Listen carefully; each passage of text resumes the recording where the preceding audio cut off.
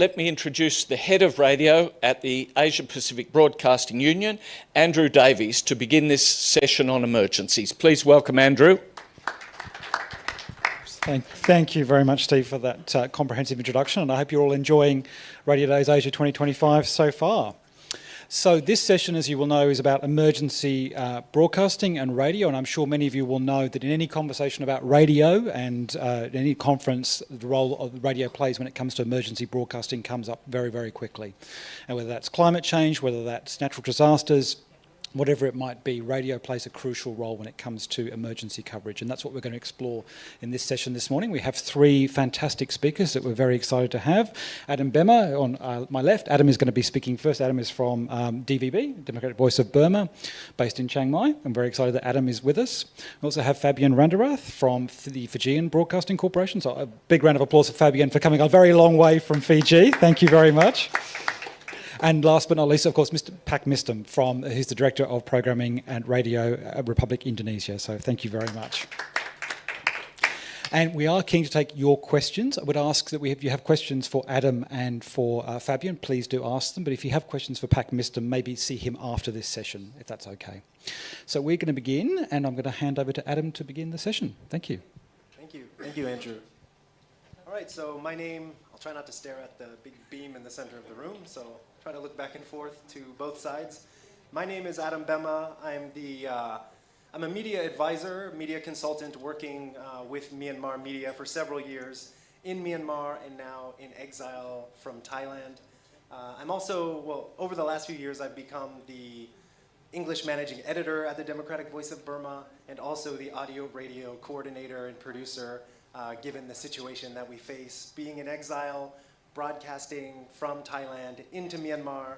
So I'll go over a little bit of history about DVB because I'm not sure how familiar you are with it, but I've been working with these Myanmar reporters for quite a few years, and it just amazes me the work that they can do given all the adversity they've faced.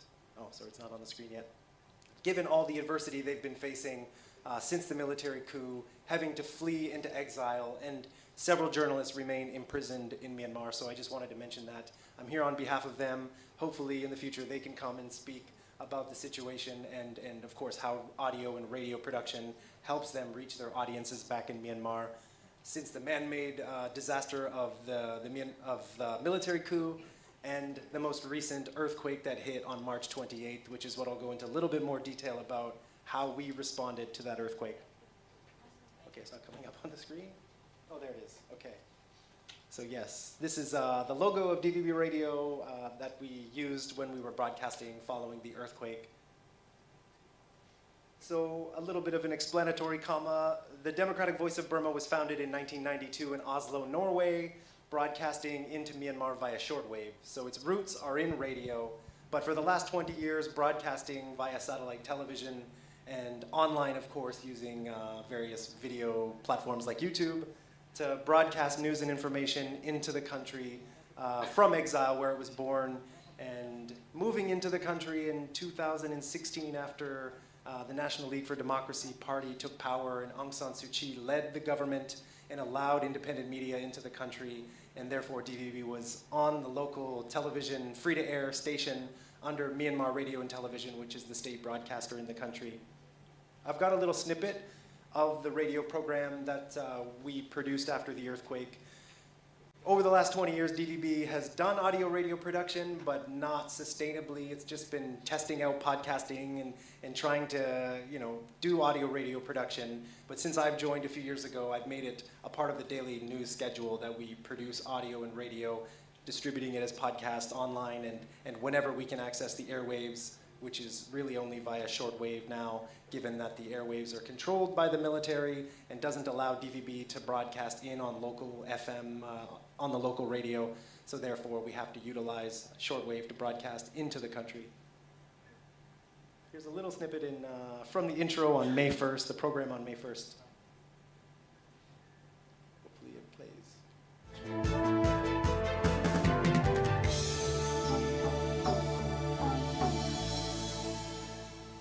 Democratic Myanmar တန်ကစတင်အတန်လွှင့်နေပါပြီရှင်။မင်္ဂလာညနေခင်းပါရှင်။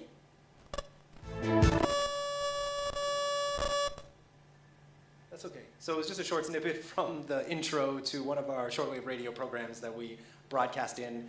Unfortunately, we were only able to do this for about 3 weeks after the earthquake, and I'll go over how we were able to access shortwave and broadcast our program into the country. Again, DVB is one of the most trusted media brands in Myanmar, given that it's been broadcasting since the early 1990s, and because it's associated with the pro-democracy movement. Of course, over the years, we're independent now. We're also critical of pro-democracy leaders, and of course, the former leader of the country, Aung San Suu Kyi. Sadly, she's imprisoned for the last 4 years. But we are also critical of the pro-democracy movement as well as the military. So we're an independent broadcaster now. And over the years, we've been denigrated by the state-run media as airing a sky full of lies.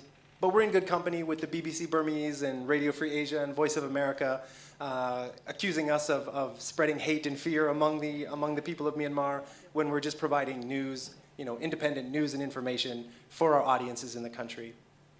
You may have seen a 2008 documentary film called Burma Vijay, which documents the story of Myanmar video journalists courageously reporting on the 2007 pro-democracy uprising, which is known as the Saffron Revolution, which was led by monks in the country, and DVB was able to cover that quite extensively and get those images out to the world. So that's part of the reason why successive military regimes don't like the work DVB does, and they continue now, of course, that the military has taken power again in 2021 to denigrate the work that we do and those of our peers at BBC Burmese.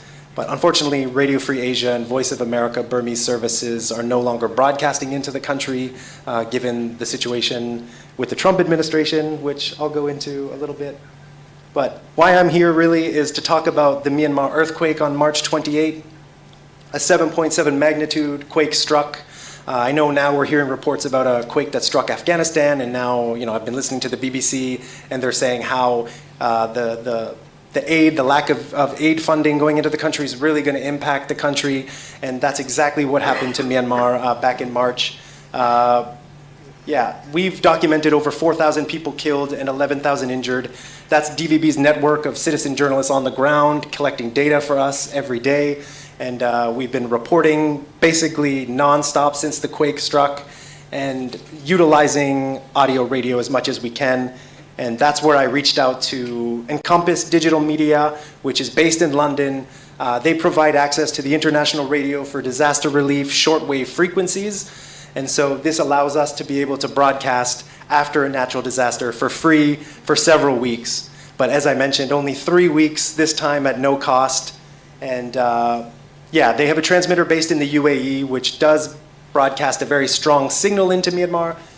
So we were able to do that and take our daily news production in audio radio, which is a 5-minute news podcast in Burmese, and turn that into a 30-minute program broadcast twice a day into Myanmar. And then we worked with Mizima, the other Myanmar language broadcaster, now also based in Chiang Mai, to develop a sort of unity broadcast schedule. So putting the two 30-minute programs together and broadcasting that in via shortwave as a 1-hour block, so survivors of the earthquake could get that critical news and information that they needed. And the caveat is that you can't really report on the political situation and the ongoing conflict in the country. It has to just be critical news and information for people to be able to know where to go to get water, clean drinking water, to get shelter materials, and basic humanitarian items that they need to survive. And I've also worked on humanitarian radio in Bangladesh with the Rohingya refugee community, and also in South Sudan following independence there, working when the conflict broke out in 2013. So I do believe humanitarian radio has a big role to play.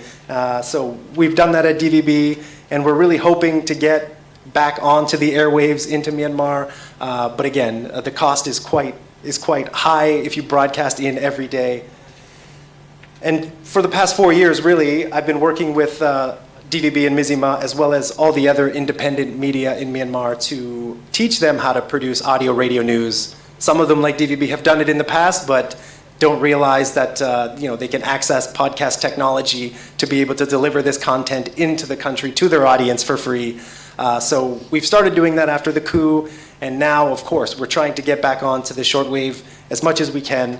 But yeah, so a lot of broadcast agencies started out broadcasting and then using their programs as podcasts online. Whereas with Myanmar, it had to be the opposite because so many people moved away from radio when they located back into Myanmar and just focused on broadcasting on television. So for the last 4 years, making it a sustainable daily part of our news schedule is putting together a 5-minute news podcast and then, of course, a 30-minute humanitarian radio program when we can access the airwaves. There's been severe internet restrictions since the coup. Most people in Myanmar use Facebook to consume media content, as many countries in the region do. They rely on Facebook for a lot of things. It has been banned by the military, so people have been using virtual private networks to connect to Facebook, and now they've just outlawed, criminalized the use of virtual private networks in Myanmar. But people are continually using them to be able to access social media. However, YouTube has not been blocked, so people do more and more since 2021 turn to YouTube for that content that they need, the news and information that they need, whether it's video or now as audio, as we've been sharing. Podcast listenership has also been rising, as we see in Myanmar. Most people use YouTube for everything, so by putting our podcast onto YouTube, we're reaching younger audiences, and we're able to gauge that, due to the amount of new subscribers we're getting, that we can attribute a lot of that to our podcast being available there. So of course, our 30-minute radio, humanitarian radio program, we broadcast that in, and then we share it on YouTube and on audio podcast listening apps. And we tell them in the program, if you're not able to hear it clearly, you can go to our YouTube channel and listen on demand on YouTube and on various audio listening apps. And I was there on February 1st, 2021 during the coup, and of course, many people were caught off guard when it happened. They cut the internet early that Monday morning, but I was able to have automatic downloads on my phone, so I was able to listen to CBC radio, which informed me that a military coup was happening, which I then went and told all of my neighbors and friends that a military coup was underway, so automatically they turned to shortwave radio because that is what they trust. That is where they get independent news and information when they're not watching satellite TV, of course. Satellite TV is still a vital source, but most people in Myanmar have access to radio, so shortwave has always been where they get this news and information. And for decades, BBC Burmese has been broadcasting into the country since around independence in 1948, so they really rely on that, and of course DVB since the early 90s. I think I might be going a little bit too long, but I'll try to wrap up here. John Alsop published a book earlier this year called What is Journalism For? In it, there's several chapters dedicated to the Myanmar media and what they've faced since the 2021 coup. And he also contributes to Columbia Journalism Review. After the earthquake, he mentioned how Myanmar has now been hit 3 times.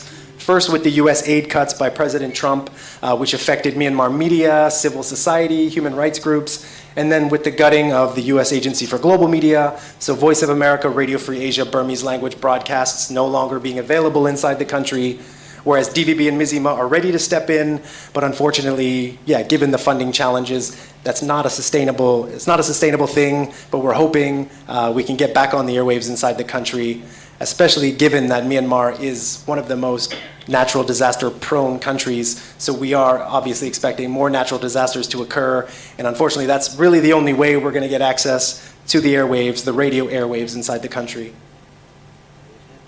So I'll wrap up here. Data is very difficult for us, given that we're banned inside the country. But we do rely on our 2 main platforms, as I've mentioned, Facebook and YouTube. And we've seen this dramatic rise in the number of people accessing our content on YouTube, again, as video or as audio. So that's where most people are going to consume this content. And then we're making it available on audio listening apps so they have an alternative. Because the situation is if you're viewing a video, a DVB video in a public space in Myanmar, you do risk arrest, you do risk detention, you could be harmed in some way given the way that the authorities now operate inside the country. So we do try to push our audience into listening to our content as audio because it does allow you some sort of anonymity while you're in public spaces in Myanmar. And yeah, I think just to wrap up, this all reflects the need for more audio, radio, news, and information, more content that we can create. DVB, 5-minute daily Burmese language program, podcast. We also produce content in English, a weekly interview show, and we're experimenting with some of the ethnic languages in Myanmar because it's a very diverse country. People speak many languages, and audio does allow these communities to be heard. So we do work, personally, I work with a lot of civil society groups, helping link them to DVB and help share their stories, and then hopefully teach them how they can utilize the audio radio production, the audio space, to be able to do content specifically for their community, and then also shared with DVB on our networks. So yes, thank you so much. Hopefully I didn't speak too fast. Thank you very much, and please take a seat. So we're going to have some questions at the end, so please take a seat. Thank you very much. So our next speaker is Fabian Randerath. While Fabian gets set up. So Fabian is from Fiji, from the Fijian Broadcasting Corporation, and he's the team leader of promotions. And Fabian has done a lot of work with the Fijian Broadcaster when it comes to disaster response and resilience, which is why he's a perfect person to speak as part of this session. And he is going to share his screen in a second while he gets set up. Nearly there.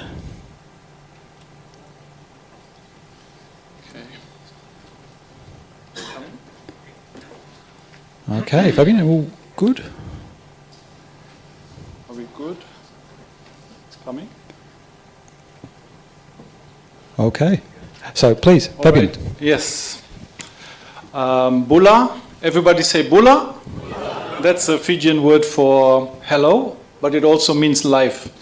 So I'm here today to talk about the Fijian Broadcasting Corporation's initiative in terms of disaster risk reduction and resilience. And we've created this resilience action plan recently. We finished it off and we handed it over to the UNDRR. And I just wanted to talk a little bit about the process that has led us to that. Okay. So Fiji, Fiji is a country that some of you guys know. It's a small island. We have about like 900,000 people in the South Pacific, north of New Zealand, south of Tuvalu, if that anyone knows Tuvalu. And we have more than 300 islands and an area of 3 million square kilometers. So in times of crisis, our broadcasting is really crucial. We're broadcasting on AM frequency, especially for, generally on FM, but we have installed some AM systems in English. And we have also 2 vernacular languages, which is Hindi and the native Itoke language. Then just a bit of facts about Fiji Broadcasting Corporation. We have more than 200 staff. I think it's one of the biggest media organizations in the region as well, in the South Pacific. We have 6 radio stations in 3 languages and 3 TV channels. And recently we've started a video on demand platform, which is called VT+. Yes. So the DRR initiatives, our challenge, one of the main challenges is the beauty and the spirit of the people is very light-hearted and beautiful, and the culture is very attractive and very community-based. But there's a level of complacency because it's like you tend to not prepare. I'm from Germany. You always prepare for the winter. You always prepared for something, the time, times of crisis. But in Fiji and also at our organization, we have that sense of complacency sometimes. So just quickly, in terms of Fiji's disaster risk landscape, so I already mentioned that, that we have a level of complacency, and only when the crisis comes, then we spring into action normally.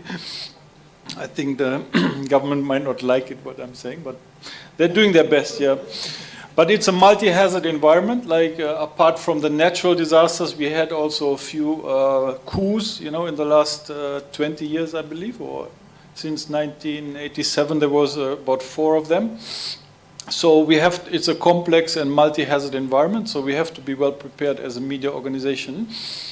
And basis for that is sort of like the Sendai framework, through which we've received some training, some capacity building through the ABU. I have to thank the ABU again for that, what we've received, especially Natalia Ilieva came through with the Media Saving Lives initiatives. So in the Sendai framework, we have section 36D, if anyone wants to look that up. So where the emphasis is on media in disaster risk reduction is emphasized, and where that can be a source of funding as well through that Sendai laws that are in place, Sendai agreement. So these are some of the funded initiatives from that we've had. Like we had the Media Saving Lives initiatives from UNDRR and ABU, which we went through some capacity building, and I'm sort of like the last man standing from that initiative. You know, there's a lot of fluctuation in terms of staff.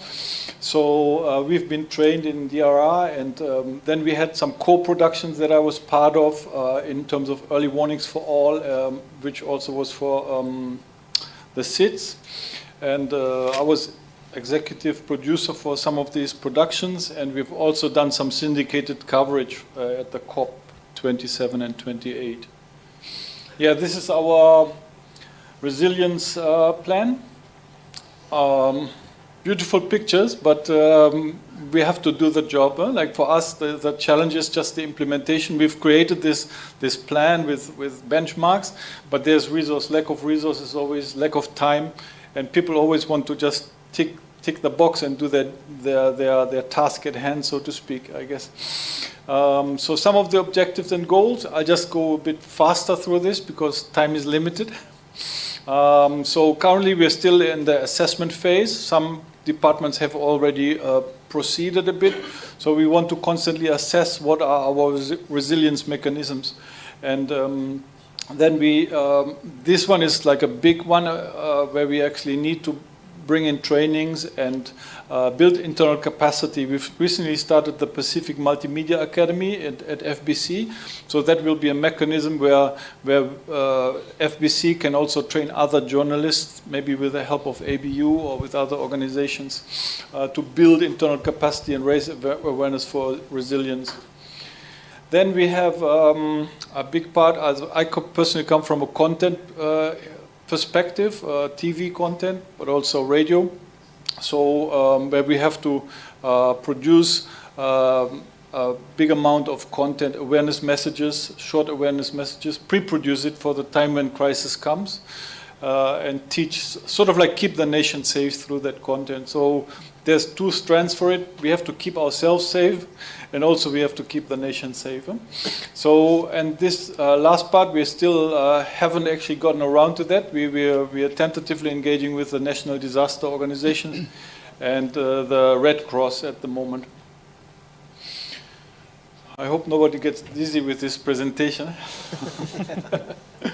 Establishment of Resilience Committee and Incident Management Team. So these are some of the teams that we have to establish as core for this action plan. And so we have a Resilience Committee that is mostly, where I'm the chair of, mostly dealing with planning aspects. And then when crisis comes, when an incident occurs, the incident management team, which is consisting of the management, so to speak, that comes together and has to deal with it and find solutions to keep the organization afloat. So I'm just, if anyone wants the slides, I can probably, we can email it later. It's a bit faster. So some of in the implementation process, like some technologies have helped us, so to speak, in when we were rolling this out. So we used some AI, nothing too fancy, mostly just Perplexity and ChatGPT. So to identify some of the low-hanging fruits, which is like we started an internal communication campaign. So basically that all staff will also be on the same page with this resilience committee. And then we've done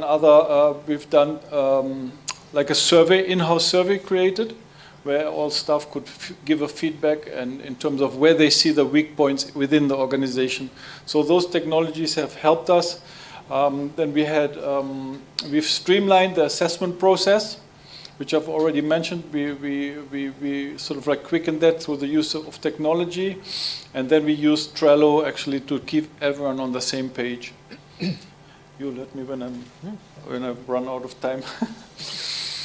So the two main issues that I've sort of like identified is like the role of leadership, because at the same time where we received training, our higher levels of management were not really on that same level of sight and not really sort of like we're not on the same page. So role of leadership in DRR is really important. So as soon as the CEO sort of like came on board with us, we gained a lot of more momentum, and he pressured sort of like the management team as well to put that into their KPI, which things move only by by that level. When in Fiji everything is top down, so to speak. And the challenge is, of course, also like resistance of, I mean, because it always means capacity building, it always means change, and that finds a lot of resistance sometimes. Quickly, so we need to continuously commit ourselves, yeah, and continuously improve. So the key is to build a culture of resistance, yeah? Resilience, sorry, not resistance. Resistance too, but resilience is the most important part. Yeah, and establishing that culture was sort of like my biggest challenge. And here are some of the outputs that we've done. We've done some productions under like a TV series that is still in planning. It's called Let's Be Prepared. And then we produced some co-production documentaries about tsunami awareness and women in fisheries. Then we sort of like covered a panel discussion with Kamal Kishore, who is the current UNDRR head, earlier this year. We have a daily news primetime segment, which is called Our Earth, Our Climate. But it's not DRR focused, but occasionally we have DRR topics. Then we have VT Plus, I mentioned that. That's our online video on demand platform. And there's a specific section on Pacific grassroots stories. And also, I think by now there's a climate change and disaster risk reduction segment, which is available for free. So all the content that we produce and also content from other members of the ABU can be seen there, especially the regional ones, Tonga, Samoa. And this was the handing over of our resilience action plan earlier this year. Oh, sorry, it's not 2024, it was earlier this year. I think I'm giving that time out. What is this? Yes, so the last slide. Thank you very much. Terima kasih. If you have any questions, you can also scan my contact information there to get the PDF. Terrific. Thank you so much, Fabian. Thank you very much. Please take a seat.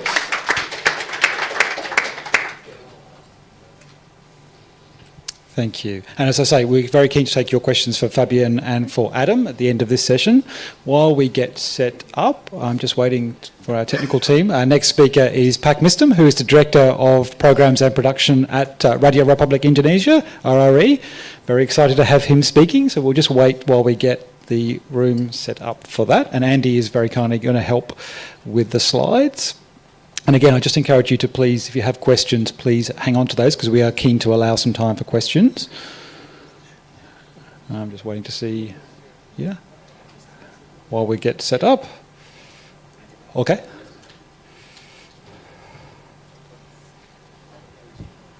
All okay? Okay. Pak Mistem, please welcome Pak Mistem from RRE. Thank you so much.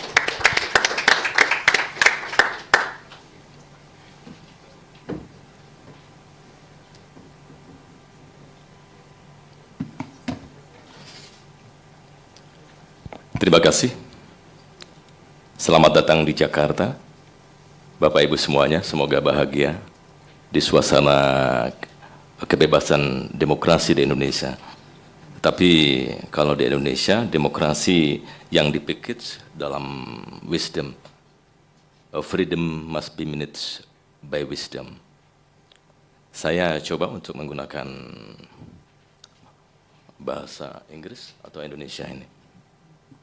Yeah, ladies and gentlemen, I hope you enjoying in your time in Jakarta.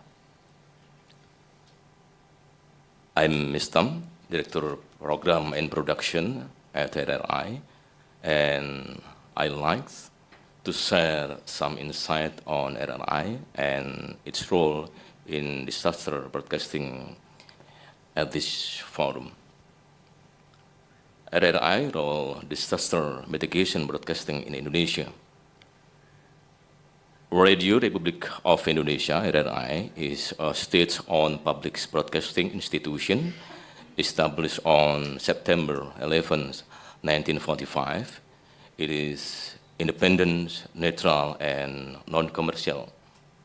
Its functions are to provide healthy information, education, and entertainment, as well as to serve as a social control, a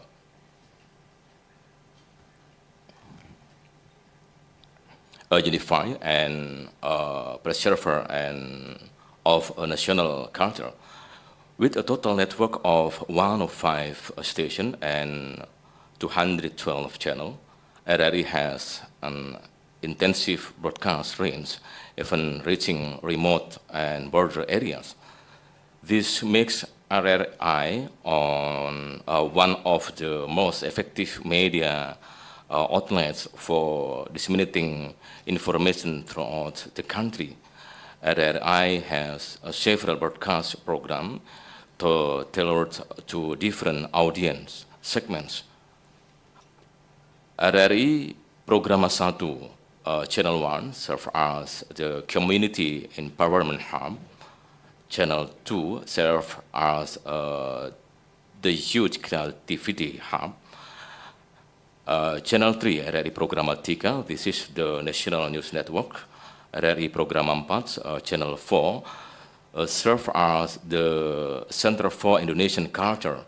So after that, Voice of Indonesia, VOI, RRI awareness broadcast with aim to enhance Indonesia positive image internationality by broadcasting news and information in 8 foreign languages.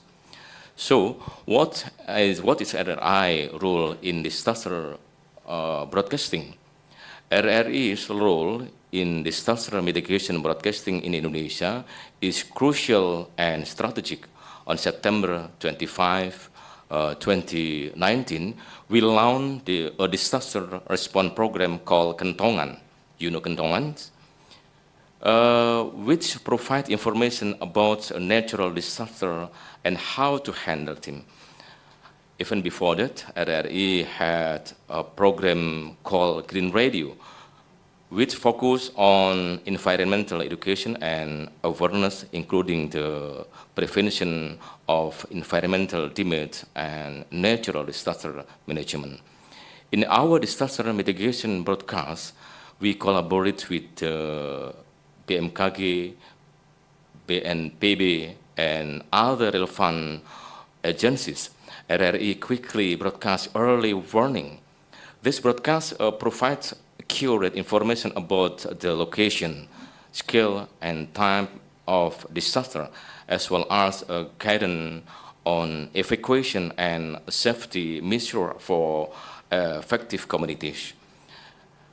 RRI regularly runs programs to educate the public about disaster mitigation through interactive dialogues, discussion with experts, public service announcement, filler, and mini drama. RRI serves as a vital communication link with the network of stations from the central to the regional level. When other telecommunication network fail during a disaster, RRI radio frequency often remain accessible, making it the only source of information for victims and resource team. RRI also function as a platform to raise aid and support for humanitarian effort Through its broadcast, RRI can share information about urgent needs in disaster areas, such as clean water, food and medicine, and human donation channel.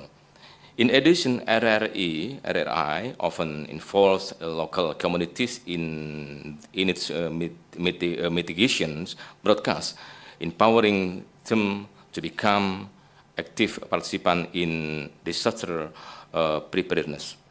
This is done so by featuring success stories from local communities or inviting community leaders or as source.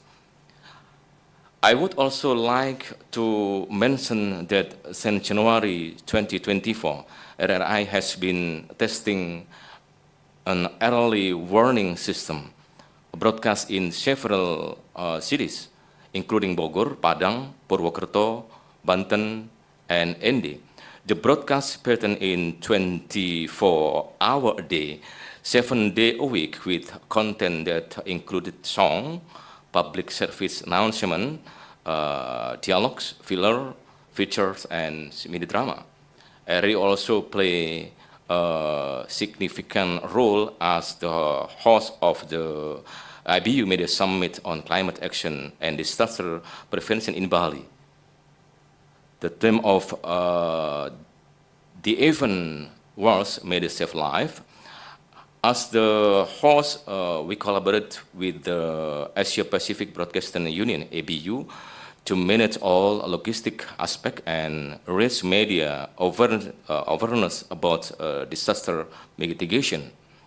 RRI had the opportunity to share its experience and best practice in disaster mitigation broadcasting in Indonesia, in collaboration with the BNPB, BNKG, and other organizations. RRI acts as a communication bridge between international delegates and local government and experts in Indonesia, facilitating more in-depth dialogue and more effective collaboration. Ladies and gentlemen, Asia Pacific Broadcasting Union and Radio Republik Indonesia welcome media professionals from across the world to the 8th ABU Media Summit on Climate Action and Disaster Prevention in the beautiful setting of Bali, Indonesia. The summit highlights the vital role of media in leading climate action and disaster preparedness and working together with all stakeholders to secure our future on the planet Earth. The Gala Award ceremony of the ABU, Together for Planet, People, Peace, will celebrate the programs that promote environmental sustainability, living in diversity, and peace building.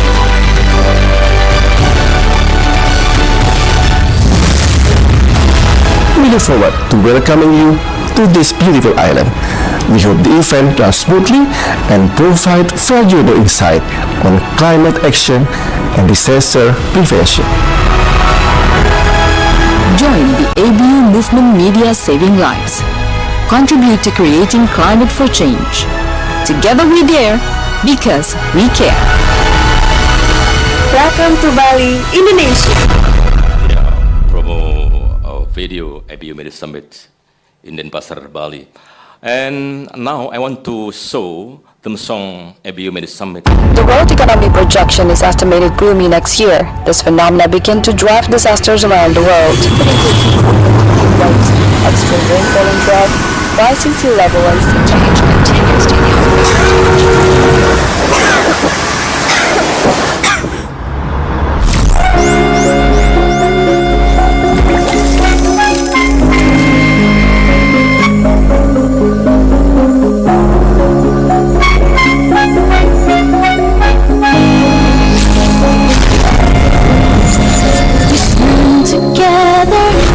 where we call our home.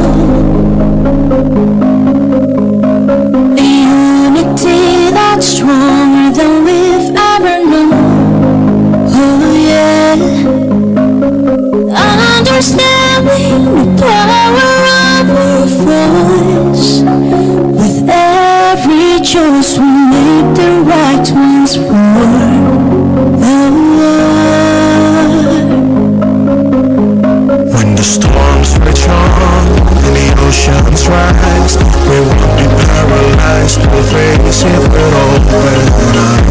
Working hard and we'll build a brighter day. Together we'll find a way to save our planet. Come with me. Rise above the oceans and reach for the sky. We won't let this planet die. No, it's not a fight. Standing tall will be the change. Every nation united to stand. And the word of devastation. Together we take action to save the planet. Together we take action to save the planet. The storms rage on and the oceans rise. We won't be paralyzed. We'll face it with open eyes. Working hard and we'll build a brighter day. Together we'll find a way to save. Yeah, ladies and gentlemen, in disseminating disaster information and content, RRI use what it's called the 5-pillar concept. Once, conventional radio, analog radio, RRI extensive network of AM and FM transmitters ensure its reach to listeners in various areas, including remote region of Indonesia. Two, RRI digital platform RRI has transformed itself by launching its digital platform to reach a wide audience, especially the younger generation. And three, RRI news, online news portal. RRI has developed an online news portal, rri.co.id, and a news app to provide fast, easy, and flexible access to news. After that, for social media, RRI use social media and a channel to quickly and interactively disseminate information, engage with the audience, provide breaking news, and promote RRI program. So, 5, community. RRI does not only function as a media outlet, but also as a platform that interacts directly with the community. Now, I will... 92,1 Radio untuk mantan terbaik kamu. Kali ini ada Mariana yang katanya pengen titip salam buat Mbak Nur yang lagi di Paris. Wah, Mar, aku krungu salamu, tombo kangen. Samu-samu. Bunda, awak baru dapat info lowongan Karajo RRI News.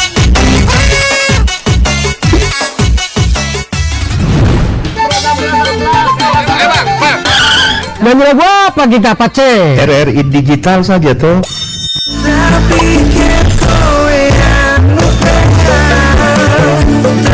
Sesekali jazz lah. Semangat ya manggungnya. Iya dong, kan mau manggung komunitas. RRI ada di berbagai platform. Sekarang banyak cara menikmati RRI. Kamu yang mana? Thank you very much. Thank you very much, Pak Miston.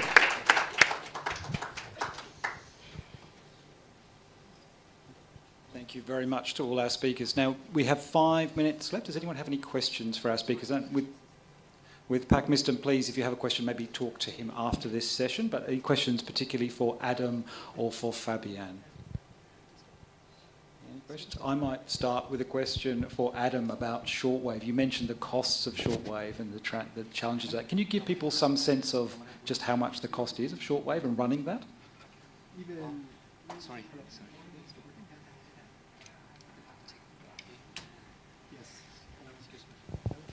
Hello. Oh, okay, here we go. Yeah, the cost associated with shortwave is quite expensive. Thankfully, we were able to access, like I've mentioned, for free, given that it was the International Radio for Disaster Relief shortwave frequencies. But to continue, yeah, there is a reduced rate for non-profit newsrooms like DVB. I believe that's about 100, maybe around 100, 150 USD per day, because you're broadcasting an hour of content, usually 30 minutes.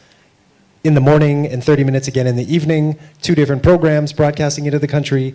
So it can become very expensive over the course of weeks and months every year. It could cost a lot of money. And I know the reduced rate is around 100 USD, so I imagine the commercial rate would be even higher. Absolutely. Does anyone have any other questions for Adam or from Fabian? No? Maybe I might ask Fabian a question. Fabian, you talked about the culture of resilience and building that and the challenges around that. Can you maybe just give a sense of how you went about that at FBC?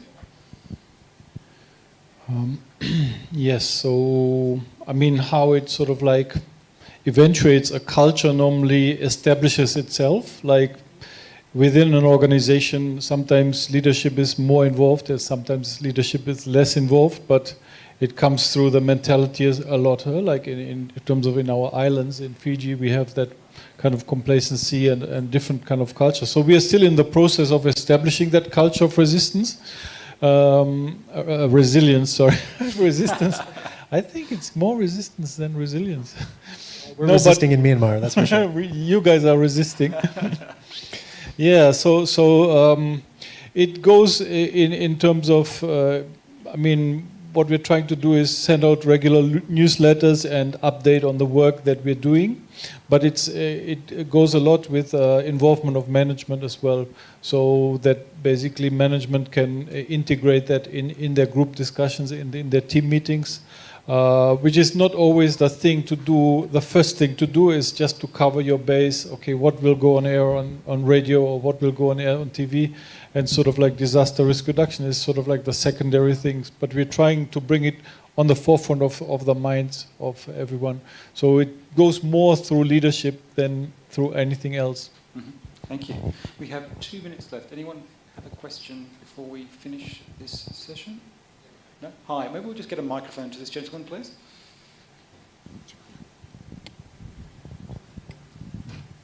Hi, thank you. Good morning.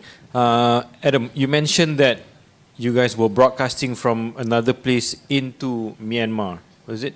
How did you guys do that? Right. So we're based in Thailand now. The main center of operations is in Chiang Mai. Previously, in the early days, it was Oslo, Norway.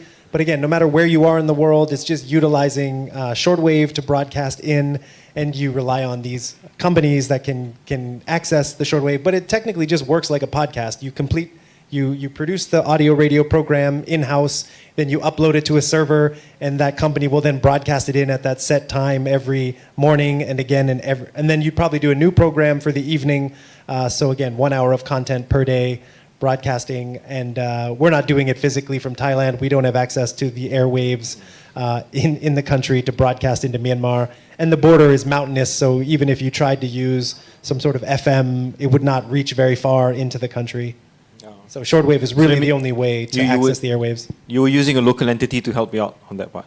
It's a company based in the UK that I reached out to after the earthquake to find out if we could broadcast via the International Radio for Disaster Relief frequencies that are made available after a natural disaster.